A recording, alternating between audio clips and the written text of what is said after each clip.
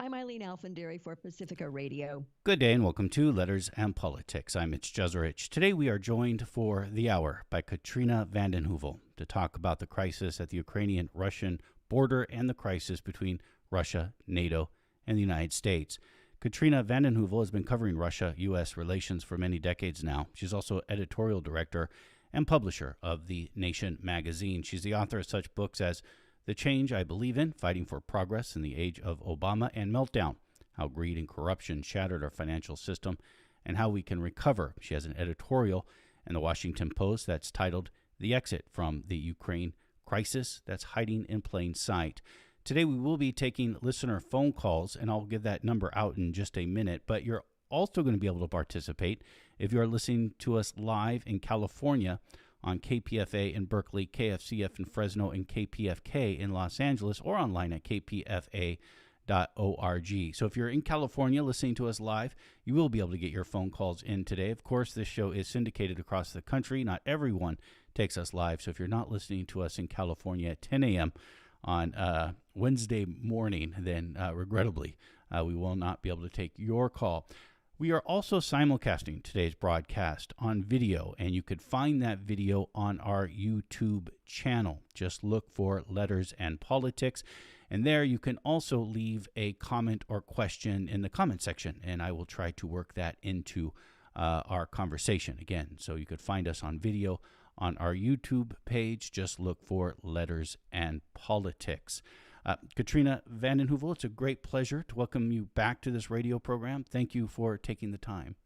Thank you for having me back on Letters and Politics. And it's been a couple of years since we've seen each other in person. We did a KPFA event with you and your late husband, Stephen Cohen, who died in September of 2020. So since this is the first time I've seen you since then, I do pass along my condolences for that. And of course, Stephen Cohen was a renowned Russian scholar himself.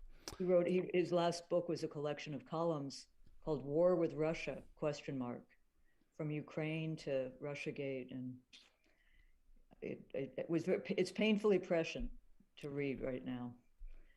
So that was a good conversation, and I know we'll have one today as we look out at a world in turmoil. It's interesting because, again, we had this event back in 2019. The issue, we obviously have a crisis right now at the border between Ukraine and Russia, but this has been an issue that the United States has also been involved in now for, 15 years? You know, I would say that the grave original sin was the expansion of NATO in 1997 in the Clinton administration. There was real robust debate and opposition to expansion. Even hardliners, Paul Nitze, Richard Pipes. Of course, the esteemed diplomat George Kennan warned it would be a grave mistake. But, senators like Senator Bradley, it's not Senator Biden, but opposed NATO expansion, which has become something kind of toxic to talk about because it became associated, as so much did with Trump, to raise a question about NATO. But in 1997, NATO expanded. Of course, the original sin was in Germany in 1990 when Germany reunified. James Baker and George H.W. Bush promised then Soviet leader Gorbachev that NATO would not expand, quote, 1 inch eastward. And the National Security Archives in Washington, a very good organization, has primary documents confirming this. But of course, Gorbachev didn't get a written agreement, not that that would have mattered, but it did expand. And in the first tranche, it expanded, 13 countries, but it was in 2008 under George W. that Ukraine and Georgia were offered fast track. But, some of this debate, Mitch, is delusional because even according to NATO's charter, Ukraine could not be permitted because of the territorial issues and the economic issues. So it's just, it's a crisis that demands political and diplomatic resolution, which my column was about yesterday. I welcome talking about what could be done. We meet here today. I would argue it's as serious, dangerous a U.S.-Russia confrontation as the Cuban Missile Crisis. And, you got two nuclear armed countries. You have an arms control regime, which has been unraveled, beginning with, people may remember John Bolton, who seemed ever present in 2002 when he worked for George W. But it's a very dangerous moment at the same time as more troops are being sent to neighboring countries, US troops, and quote, lethal aid. I never quite understand what it's a code word for weapons. There's also diplomatic efforts underway. So, the contesting of those two impulses. But my real concern is less the troops and more the advisors and the weapons being shipped and have been shipped for the last 5-10 years. Bill Hartung's an expert on this. In the last few years, it's about 3 billion, but it's been more than that. And the concern about an accidental tripwire, an accident. And that's, of course, very, very dangerous. It is interesting. And I've been reading a lot about the current crisis now for the past month, maybe 2 months. And I keep thinking to myself, I don't know if we're actually going to go to war over this. But then every day I wake up and there's something that, again, today the U.S. military announced that they're sending troops to Poland and Romania, that some of those troops will be going from Germany as well, that they're not meant to go there to, they're not going to these countries to fight. But we do know it's related to this issue at the Ukrainian-Russian border. And, I keep telling myself, is this just sound and fury signifying nothing? But then every day there's another development that at least feels alarming when I first read about it. I think it's worth standing back. I read it was an important article in the New York Times Magazine in Ukraine's trenches, because it was about the war on the ground. And it was about the west of Ukraine and the east. And it is, by the way, it's a civil war in many ways, which has become a proxy war, which has become a geopolitical crisis. So Ukraine has been divided. It is a whole and free country, but there have always been, the eastern part was Russia speaking. And it's a strange thing because these are Stalin's borders, the irony, the horror that there's defense now. War would be unimaginable. I mean, if you think about the destabilization of this region and you think about the refugees, which came from Belarus, another republic, just months ago, there would be thousands, if not more, refugees. There would have already been 15,000 casualties. And to read about this war is comparable to the trench warfare of World War I. And the story reporting, and it's on the ground, which is, humane and horrifying. But there's a 60-year-old man who had just been to another funeral in eastern Ukraine, and he's wearing a kind of soldier's T-shirt that's well known in Russia that he had worn in Afghanistan, where he'd been a soldier. And he looks around and he's like, what is this war? I don't understand it. Because it is a strange, it's not being shipped to other countries. This is eastern Ukraine, which has been part of Russia and Ukraine. But in any case, you could see the sort of human suffering and the confusion and the fact that there may be many more casualties. Now, Russia is massed at the border. There are provocations and instigations on both sides. But again, Putin has been more active on the diplomatic front in the last week. He's meeting with the French president, who is part of this accord process that has some hope. He's been talking to the Finnish president, who's a good interlocutor. His foreign minister has been active in meetings with Blinken, and they have called several meetings. So there's an effort to try a diplomacy. And I think that's critical to keep it going. I also think the Olympics this coming week will be maybe quieter. Putin's going to China, will meet Xi, but the most important thing, it seems to me at this stage, and that's why I think the troops going over there are maybe more bargaining chips than the more dangerous advisors' weapons. It's interesting. Everybody who I have spoken to so far, at least of late, don't believe that there's going to be a hot war. Now, we could sort of talk about the war that's already going on in Ukraine that you referenced, but I haven't spoken to anyone who thinks that there's actually going to be a hot war in which U.S. troops are involved. And I don't think there's going to be one either. But then you referenced World War I, and that's what they thought just the march to folly. I mean, the tragedy, and by the way, again, the trench warfare, kind of pre-modern. But I just, there's no, you don't hear it from Biden. You don't hear this gusto to send American men and women, partly because I think you've just come out of Afghanistan. The endless war deployments, the sense of the costs of war. The costs of war, there's a great group called the Cost of War, and it estimated that 5.8 trillion was spent over 20 years in Afghanistan. And the international community, often hyped up, the internet, has not been able to put up $5 billion for the humanitarian catastrophe. So I think, if we shouldn't go to war, but if we are, there should be like an escrow account to be there when you need to help the country. But in any case, the United States has just exited.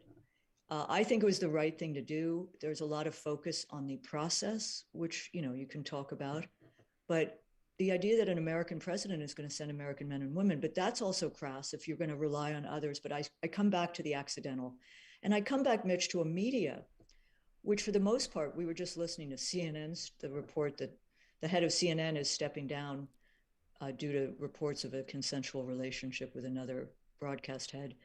But CNN has not reported that for the last few years, US bomber planes have flown 12 miles from the Russian borders, that there have been sea carriers in the Black Sea, that there have been constant provocations combined with the expansion of NATO and the defensiveness on the part of the Russians. You can't attribute all of this to this fact, but the idea of spheres of influence and the fact that Russia, the Soviet Union, lost 27 million people in World War II, the idea of the encroachment on its borders has played a role. And not just a role with Putin, by the way. Yeltsin and the Russian establishment was also opposed to NATO expansion. And Putin, though it seems that many journalists have a key on their computer, Putin, Russia has its own blob.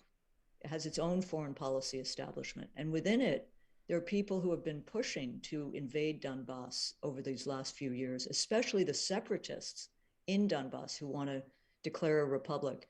Putin is more of a reactive force in this way, but it's dangerous in that context too, because New York Times finally reported last week about the 3 hardliners around Putin. And when these things happen, Mitch, the hawks ascend.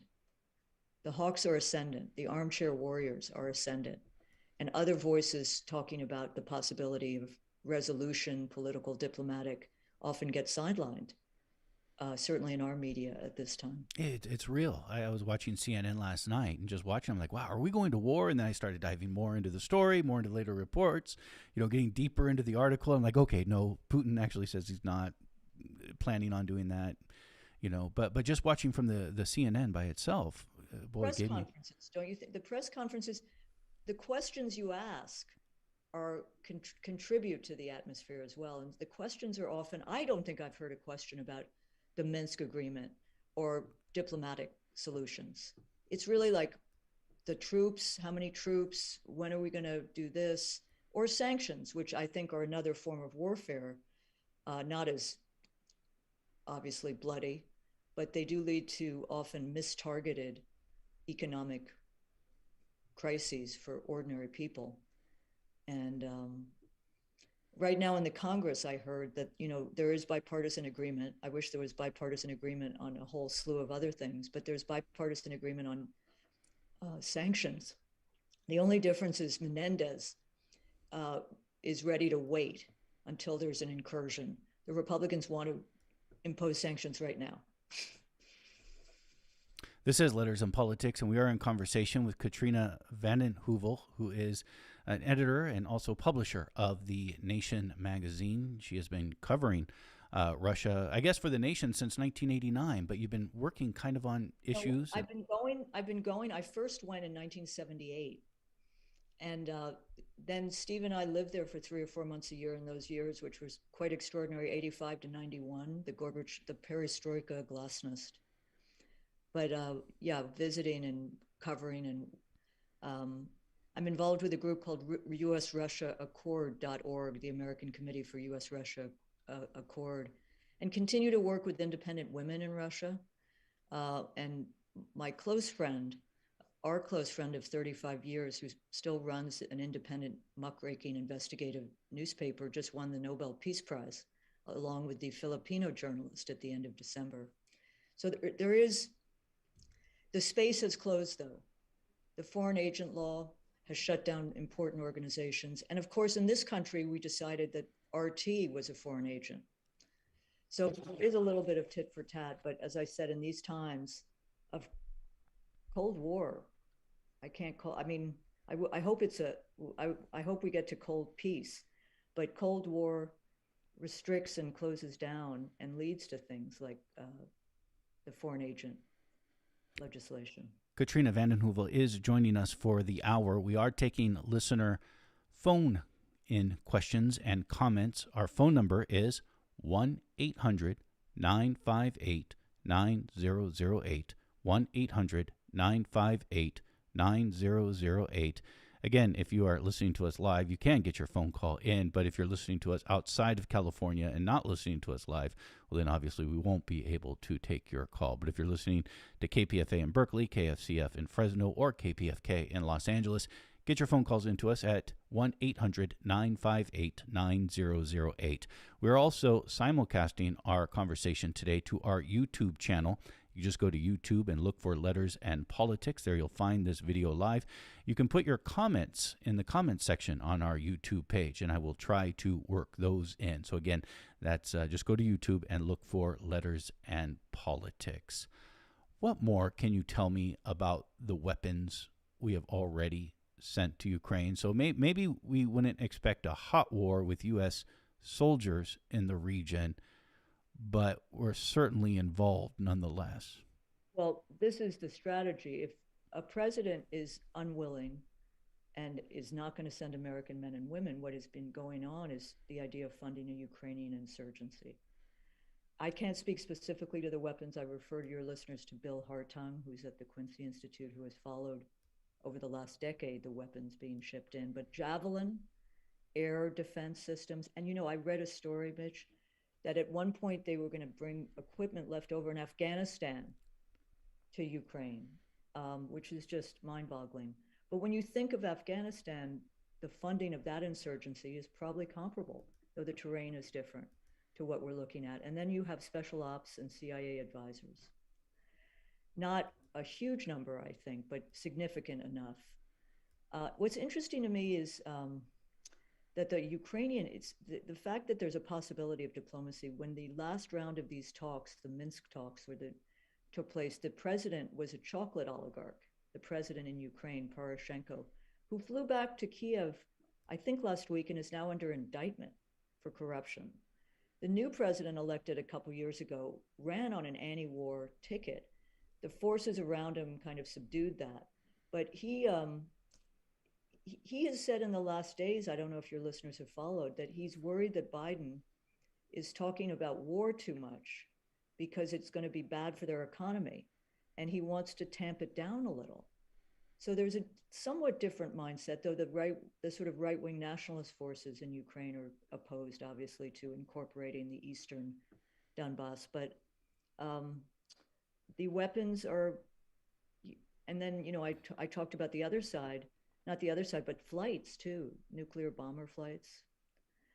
So, I mean, the one thing that could come out of this, and has been kind of compartmentalized, the old Cold War negotiations, even if relations, and they haven't been this bad in a long time, but arms control negotiations would continue. So the START treaty, START 2 has, I believe, was agreed to in Geneva when Biden and Putin met. But you have 10 treaties which have been unraveled since 2002 that could be effectively reworked and would be in the mutual interest of both countries and the world. But an element of trust is obviously needed. Let's go to our first listener comment and question. We're going to begin with YouTube stream. This is from Cheryl, who says that she's worried about a false flag event from the U.S. side. Allow me just to also add, watching CNN, they frequently have also talked about false flags, but from the other side, coming from Right. Russia. That's right. And in fact, CNN, 10:30 Saturday evening, I want to say this was 2 weeks ago, ran prominently a story based on British anonymous intelligence reports, that the Russians were planning a coup to take over the Ukrainian government. There was no additional information given. Obviously, intel will say national security secret, but it was so sparsely sourced that it didn't really last a day, and may have had something to do with Boris Johnson's Partygate problems, which have led him to fly to Kiev. Um, and then there was, as Mitch said, CNN reporting and newspapers reporting that there might well be a red flag operation by the Russians to organize a pretext for war, for military conflict. Then there have been stories, by the way, partly seeded by the Russians, that they would send missiles to Cuba or Venezuela if it got out of control. Well, that's out of control on its own. That has not happened, and that was denied. But these things are very dangerous on both. I mean, this is where accidental war begins. And then it's hard to stop. And with a media that is egging this on, there's good media. I mean, I think of I.F. Stone years and years ago, and at The Nation, there's skepticism of these kinds of reports, and there would be skepticism. One of our editors years ago was one of the two senators who voted against the Gulf of Tonkin resolution, which in retrospect we understand was a kind of red flag operation. But it's hard to begin to vote against those things when military operations begin and there's call on. So it's just a real concern. And good that there's one or two people who vote against these things, but certainly not enough. Well, yeah. Let's go to our first caller from Berkeley. Good morning, Joseph. You're on the air. I wanted to, can you hear me? Yes, I can. Yes. Okay, thank you. I heard some noise in the background. A point that's missing here, and I appreciate Katrina's comments, and Medea Benjamin has an excellent commentary in the current counterpunch. But as excellent as both comments are, I think the point missing is that this is all about feeding the military-industrial complex. And this is about yet another fear man, yet another boogeyman, I should say, to keep the Americans feeding the military-industrial complex to the tune of $1 trillion wars and trillions of dollars a year. Michael Clare was on KPFA on Chris Welch's show a while ago, and he said we would be at war with China before the end of 2021. I said we're not going to war with China, and I'm correct about that. It didn't happen before the end of 2021. We weren't going to war against North Korea. I said we weren't even going to war against Iran, and Iran is not a nuclear power. The U.S. fully understands, the U.S. and NATO fully understands Russia's position. There's now the well-known comparison of what if Russia sent arms to Mexico and set up bases there. And the U.S. only goes to war against countries it thinks it can easily beat. And that is not another intercontinental thermonuclear ballistic missile power. I'm going to move this up. I'm going to move this up a little bit, Joseph. Joseph, I think, let me just say that I work closely with Michael Clare. I think the military-industrial complex has been expanded. I'd never get it right, but someone I've worked with, Ray McGovern, has this term Mickey Map, because it's the military-industrial congressional internet. But I think it's a huge part. I don't think it's the only part. I do think there is a demonization of Russia that has ensued in the last years, which has led us to this place. It is the case that the national security strategy about a year ago came out, and this is the directive for the next decade, and it downgraded counterinsurgency post-Iraq and Afghanistan, because guess what? Counterinsurgency doesn't demand big missile weapon systems. It upgraded as the two great threats to the United States, Russia and China. And in doing so, it guaranteed itself the complex, big weapon systems, big bucks for a long period of time. So I do think the fact, again, that it was bipartisan in Congress, that Democrats and Republicans voted for a defense budget even larger than at the height of the previous Cold War is dangerous. On the other hand, I'll say one thing.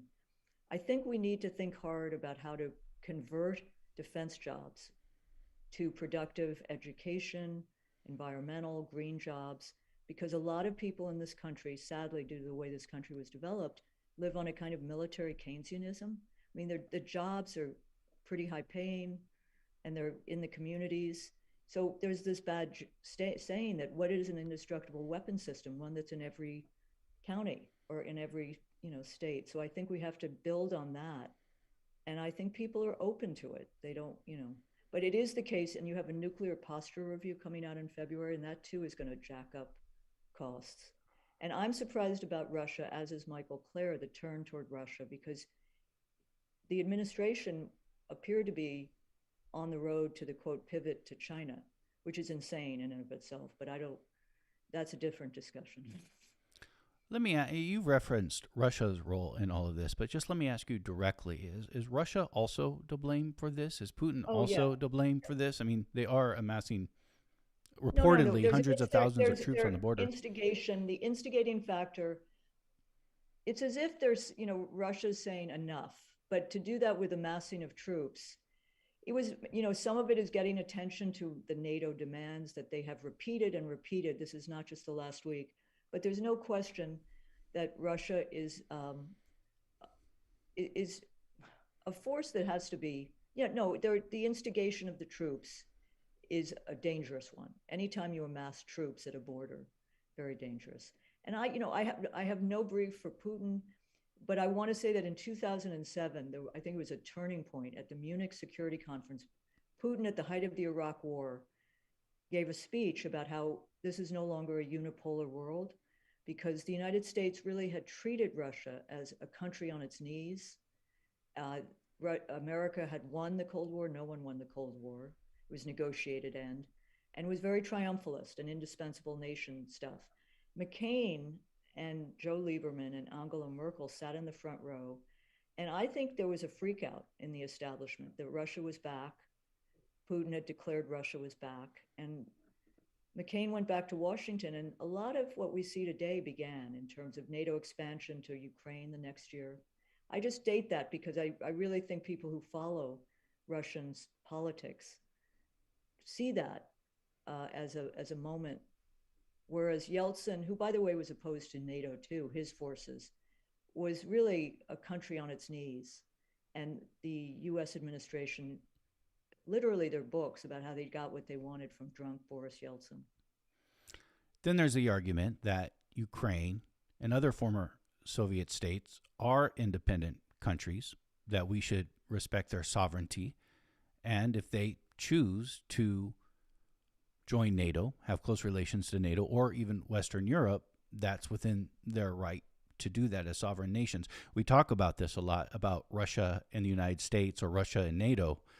What about what Ukraine wants? Ukraine is a free and, it's an independent country. It's undergoing a civil war. But the question becomes, first of all, it's real. You can look it up. But NATO charter would not permit Ukraine to become a part of NATO at this stage because of its mandates around territorial integrity and an economic level.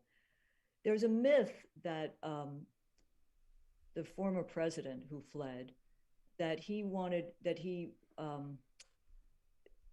the EU is so critical to Ukraine. The EU would have come in and slashed subsidies and other things, which would have made life very difficult. The ideal thing was to become part of East and West and join the EU and join the Eurasia organization, a tripartite agreement, which was on offer briefly. The only question I have is why NATO? Why, there's this fancy talk about security architecture in Europe.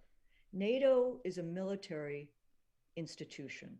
When the Soviet Union ended, so did the Warsaw Pact, which was the counterpart to NATO. And the idea of militarization of a country as a great benefit, I just raised that. Ukraine, as I said, there might be a moratorium, maybe 5 years if Ukraine gets its economic and territorial act together. And that is important that Russia abide by those agreements if it moves this Minsk Accord. But I still think the militarization of joining a military alliance isn't necessarily the way to move forward to build a whole stable, economically successful country. But you will hear that, Ukraine should have the right, but right now it wouldn't be able to join. I should follow up and ask you about the Minsk alliance specifically. This was the topic of your op-ed in the Washington Post yesterday. So it was agreed to in 2015. And then, of course, certain conditions were not met. Partly, the main sticking point is, will the separatists leave and the troops leave before it can, really the negotiations go on? But the idea is it's really a recognition of reality and law. It's guaranteeing an independent Ukraine in control of its own borders with Russian, quote, volunteers removed, separatists disarmed, and the Ukrainian military standing down in the Donbass. And this is important. It promises full autonomy for the Donbass within a federated system. And there are many federated systems in the world, and decentralized Ukrainian federation. And it also promises respect, protection for Russian speakers. This is a very prickly issue because in the Baltics, I don't know if you know, but I think it was Estonia and Latvia, when they became independent, they passed laws forbidding the speaking use of Russian in classrooms and in other factors. And I think that's very complicated everywhere.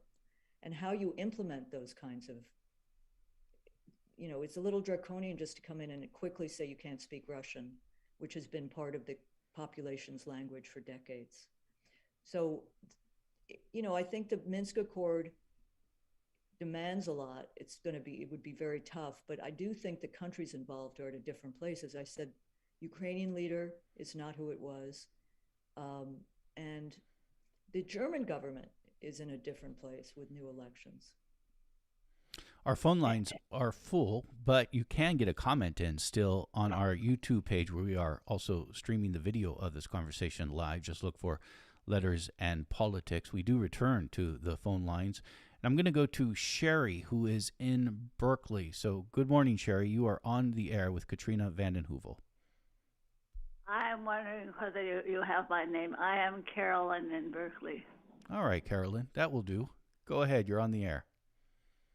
Oh, wonderful. I am interested. I think I heard Michael Clare or somebody like that talk about the fact that Ukraine was the route of invasion of all Russians being invaded, Russia's invasion, starting with Napoleon and also Hitler.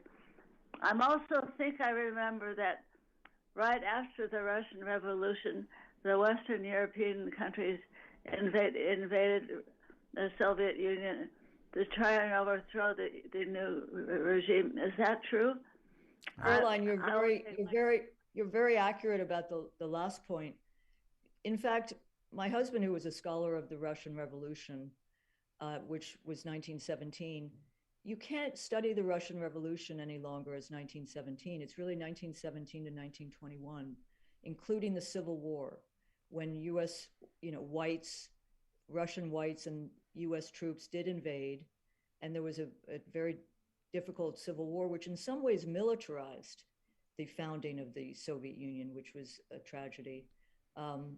There are other, but the fact that, I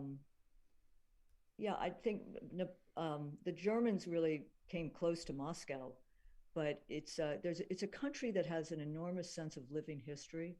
Part of what's going on with the NATO on the borders of Russia is, they remember the World War II we haven't talked about, and 27 million Russians perished in that war.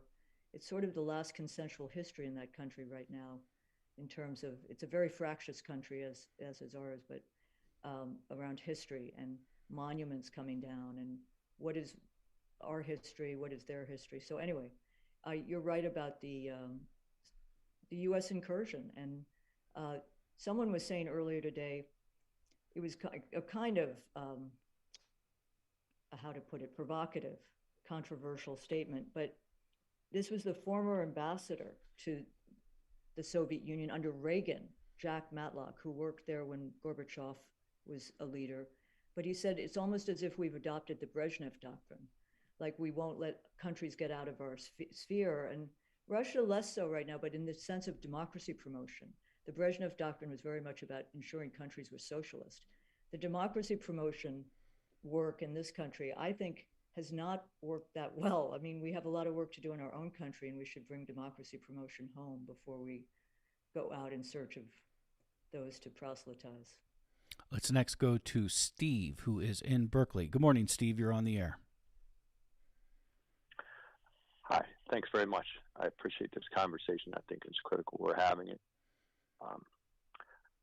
Back in 2018, Rana Dasgupta wrote an article in The Guardian saying that unless we looked at things through a global lens, we couldn't really understand what was happening because sovereign states' power relative to global economic forces had really declined. And when I see what's going on today, and I look at the climate catastrophe and the role of the global fossil fuel industry, I look at the way that the shock of the 2016 election around information manipulation and that kind of thing.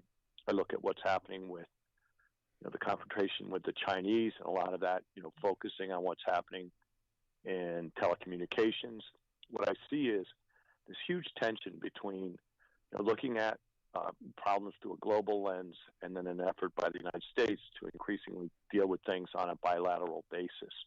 And what I'd like to hear is some conversation about what global institutions might be available to us to kind of settle things down and return to some kind of comity.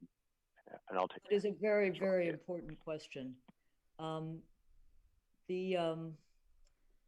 It's interesting, it's ironic that in light of the global catastrophes we're confronting, I think of the pandemic and vaccine injustice, and I think of climate, which demands a global response and kind of really building up, ramping up. But at the same time, you do have countries now more, partly the pandemic, more in their sovereign borders because there's fear and there's shutdown of different global institutions and distrust. But I do think the UN is a flawed instrument, but its agencies have played a useful role in many instances. It's not just the Security Council, it's also the General Assembly, which passed an important bill to abolish, not a bill, but to abolish nuclear weapons. I think the EU is so compromised, and this Organization for Security and Cooperation in Europe has some possibility, but we do need new not multinational, but global institutions. And I think that's part of, there's, as I said, fancy talk about the new security architecture, but it's framed within this idea, which the United States peddles too often, many people, that the international, rules are ours to make. No, they're not ours to make. It's an international, global process. So I think over the years, like the World Social Forum, these kinds of, or the Counter Davos, Naomi Klein has both written and followed and attended these meetings. I think we need to put some serious thinking into it, because this is how NATO emerged. NATO became the counter to what could have been an alternative, non-militarized, multilateral, an overused word, but a multilateral group of countries working together on global issues. But once you get the military piece, and it is a military, it's not a coffee clutch, it's not, and you have demands that you have interoperable weapons. And so anyway, I'm just saying the alternative should not be put aside because it seems so hard to achieve now. Alternatives should always exist. And I think we see in this crisis of NATO possible alternatives. I want to make sure we work in our listeners from KPFK in Los Angeles. So we go down to Los Angeles, where we are joined by Ruth. Good morning, Ruth. You are on the air. Hi. Can you hear me? Yes, I can. Oh, okay, great. So Mitch had Mel Goodman on the other day, and he can correct me if I'm giving an erroneous message, but it seemed to me that Goodman was saying, Ukraine isn't that, strategically important to us, and B, the fact that we were, becoming so antagonistic could push Putin towards China. And so it's particularly interesting and alarming that this is happening, and you are saying that Putin is scheduled to meet with Xi Jinping next week. So I wondered if you could comment about that. And Mitch, if I've got it wrong, please correct me. You did not get it wrong. You got it right. But let me just add to it. Mel Goodman, former CIA officer, specialized on the Soviet Union when he was with the CIA. And my question to him was, Katrina, when you were with the CIA during the Soviet Union, did we care about Ukraine? And why do we care about Ukraine? And he's like, no, we never. He never focused on Ukraine during the days of the Soviet Union. There is such a deep asymmetry at work here, because for the Russians, Ukraine does matter. I mean, I know this. Most of my Russian friends have Ukrainian intermarriage family. I mean, it's historically, culturally close. For us, people have said, Biden has said, I think, Ukraine is not a vital national security interest. And so what's going on is not about that. And I admire Mel Goodman. Some of the people who worked in the CIA and the desks were really wise.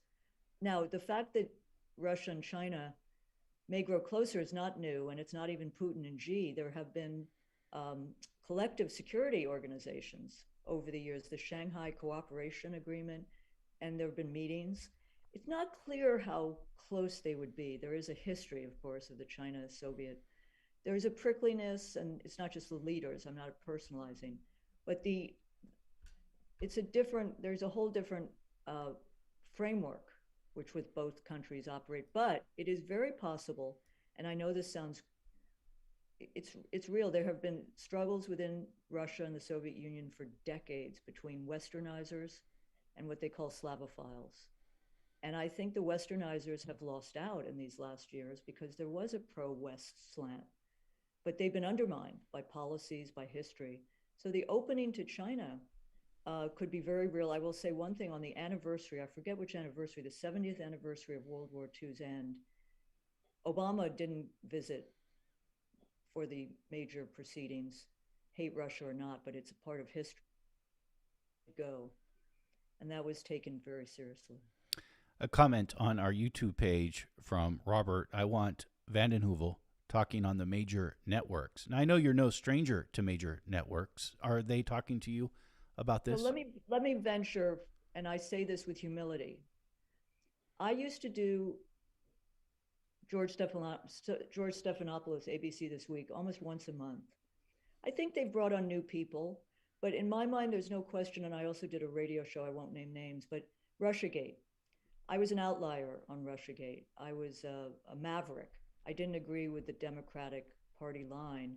And some of these shows cast you, you know what I mean? They want the line, and I didn't fit it. And there was a lot of talk, as you may remember, for about 5 years. I think we squandered a lot of airtime. I think could have been raised. I'm not saying it shouldn't have been raised, but it was so overwhelming compared to so many of the issues that should have been talked about, from dark money to the possibility of a pandemic ravaging this country or climate. But it wasn't discussed, those issues. So that's one of the reasons. But I do MSNBC from time to time. A lot of change over there. I hired Chris Hayes when he was 28 to be the Washington editor of The Nation. But I do think we've been done a disservice in these last months. I'm not saying, there's no brief for Putin or Russia, but have a debate. And often you get one hand clapping, barely, on these programs. I have a question that I have a burning question that I don't know if there's necessarily an answer to, but when I see what's happening now with Ukraine, and I try to look back, and I said earlier, isn't this something that's been going on 14, 12 years or so, and sort of a tick for tack between Russia and the United States, and Ukraine is kind of in the middle of it. We know that Putin was critical and angry at the Obama administration and Hillary Clinton, and blaming the West for certain protests that were happening. I always sort of saw, when we talk about Russiagate, alleged Russian interference in the 2016 election, I saw that as being sort of normal process. We do that to other countries. They do that too. This is kind of how it works. I'll finish this question in a moment. I see you want to respond. But then, and then we have the impeachment, and the impeachment specifically was related to Ukraine. The allegation was that Donald Trump threatened to withhold military support to Ukraine if Ukraine did not investigate his political opponent, Joe Biden, in the election. And then now we have this situation. I mean, it just seems like Ukraine and Russia has been a center point for the United States here for more than a decade. Do you think the impeachment, and feel free to take on anything I just said there, but do you think that the impeachment at all was related to even what we're seeing today? You know, you raised a set of very good questions, and I had forgotten. I mean, I've suppressed it, I think. By the way, Biden was considered the proconsul, the American proconsul, and he once said that he spoke to Poroshenko more than his wife for a period of time because he was the emissary, the U.S. emissary to Ukraine. I don't think Ukraine's been on our mind for a long time. I don't know if you remember 2004, the Orange Revolution, and McCain and Richard Holbrooke camped out in the square. So, you know, you've had a lot of playing with Ukraine as a kind of pawn, a proxy. But I think, you know, you asked us, I just think there's often a lack of history. Well, Johns Hopkins, I think, or even the Washington Post did a survey of how many times America's intervened in elections over the last 50 years. And it was like 144 times. So this idea that, and by the way, the most serious and documented interference in Russian elections by the United States was in 1996. There was an HBO series called Delivering Boris. There was a Time magazine cover with the three, you know, I mean, not pollsters, but, you know, American strategists who'd gone over to help elect Yeltsin. But there's no question that Hillary Clinton, someone was talking about this the other day, there was a trauma to the body politic when Trump was elected. And I felt it. I mean, my team and we were just, you know, kind of the next morning bleary-eyed, and we wrote a cover, resist, organize, mobilize. But Robbie Mook, I think her close assistant aide, has acknowledged in his book, Shattered, I believe, that they decided to make it about Russia. They wanted a, you know, scapegoat. They wanted a reason, as opposed to dark money, or the fact that Trump scrambled our politics and spoke to people who felt left behind and appealed to not only dog whistles, but, you know, elephant whistles.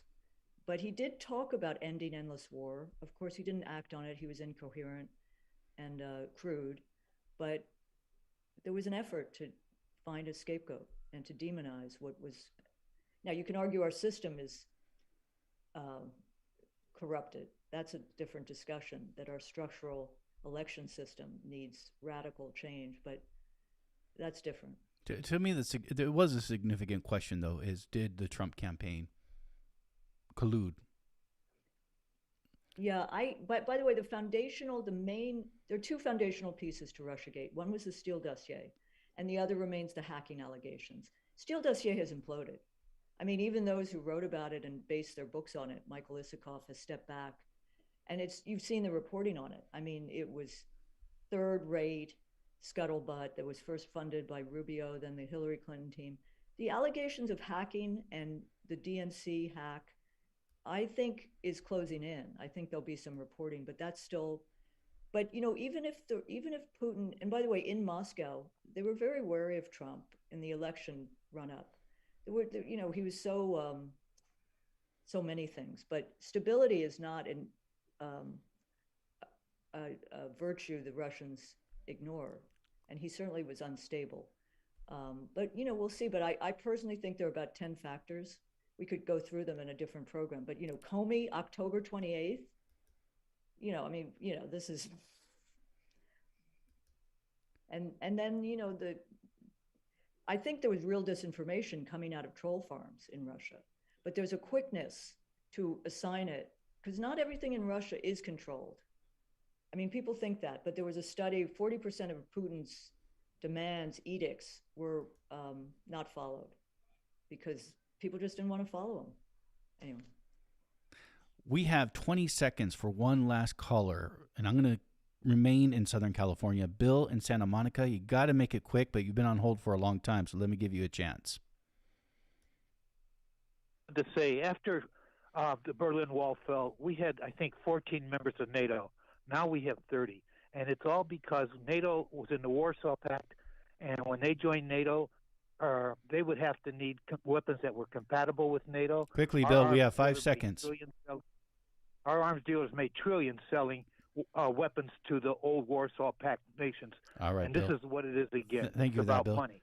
And Katrina, we have 20 seconds for a final Bill comment. said it all. I mean, he probably said it more clearly than I did. It's about, No, I mean, it's. I think when you take a militarized route, it's not healthy for the people, planet, and future. All right. Katrina vanden Heuvel, thank you so much for spending this hour with us today. Thank you. I'm grateful for the time and forgive some of the rambles, but I'm grateful for the time, and let's stay in touch. We'll please. do it again. Katrina vanden Heuvel is editorial director and publisher of The Nation magazine. That does it for Letters and Politics. The show is produced by Deanna Martinez. Kirsten Thomas is the engineer. I'm Mitch Jeserich, and I thank you for listening. Just 1 second. Thank you for that.